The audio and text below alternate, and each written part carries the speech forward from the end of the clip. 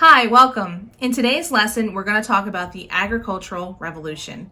And we're going to look to see how early humans went from being more nomadic, moving from place to place, hunting and gathering, to a little bit more stable and creating roots through the process of agriculture. This sets up villages and cities, and it leads to future civilizations. So follow along in your interactive notebook.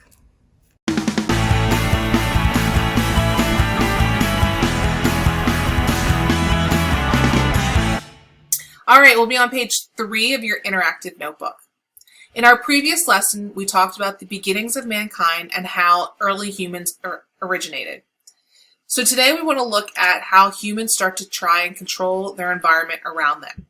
During the Old Stone Age, or the Paleolithic Age, humans were considered nomads, meaning they moved around searching for food.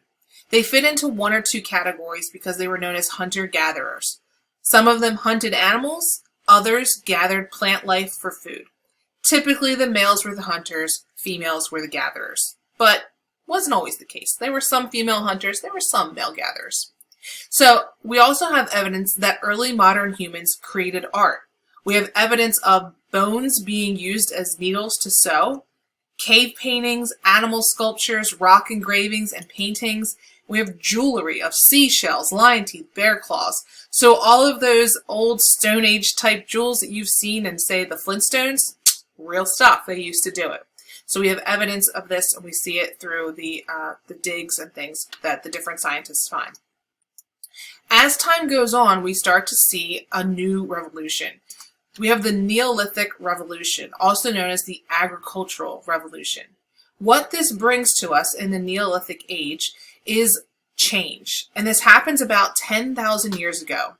We started to see that these nomadic women, they actually started scattering seeds, and sometimes it was by accident, and they discovered crops grew. They noticed that if they got wet and they sat there for a little while and they germinated, they created crops. And so we start to see a shift from food hunting and gathering to food production. We can stay in one spot and we can grow the food. We don't have to move to the food, it's here. Yes, they still hunted, but the idea of gathering didn't have to do that as much. So this was a huge aha moment for these people. So some of the causes of the agricultural revolution, we think rising temperatures. The climate was better, that they could actually start to grow crops, which is huge.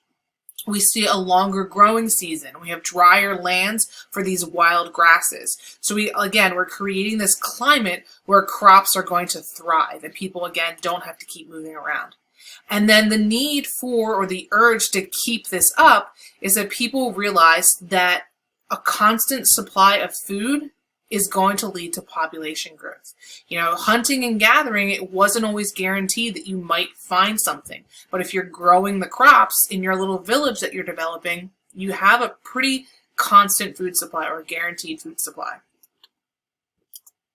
So some of our early farming methods that were adapted way back when, we have slash and burn farming. Basically, this was a way of clearing out land to create an open field for these crops. And it was done by cutting and then burning down the trees. After a year or two, usually the soil would kind of be depleted of its nutrients, and we weren't quite there yet to understand what to do and how we don't really deplete the land, so they would move on. So they're not 100% stable. They still are a little bit nomadic, but they are setting up roots, pardon the pun, for a time period, which is a big, big change for them.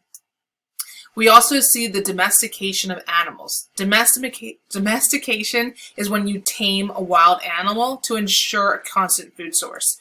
So usually they trained horses, dogs, goats, pigs. Now, I'm not saying they ate horses and dogs, because typically we don't. Goats and pigs, yeah, they might be on the menu.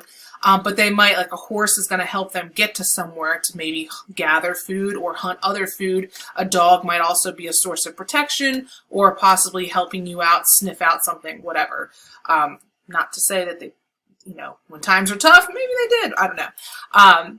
Anyway, so we also start to see villages grow. And this is going to lead us into our next lesson that you'll see in the next video about how villages then grow into cities and civilization. So we start to see farming develop in different places all around the world. We have evidence of it in Africa, China, Mexico / Central America, and Peru.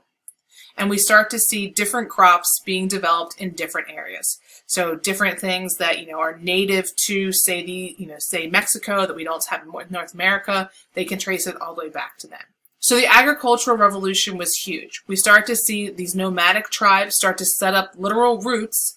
We're no longer hunting and gathering and moving and chasing food. We now have a constant food supply, which is going to grow the population and lead us into civilizations, which we'll talk about in the next lesson. Thanks for following along. See you next time.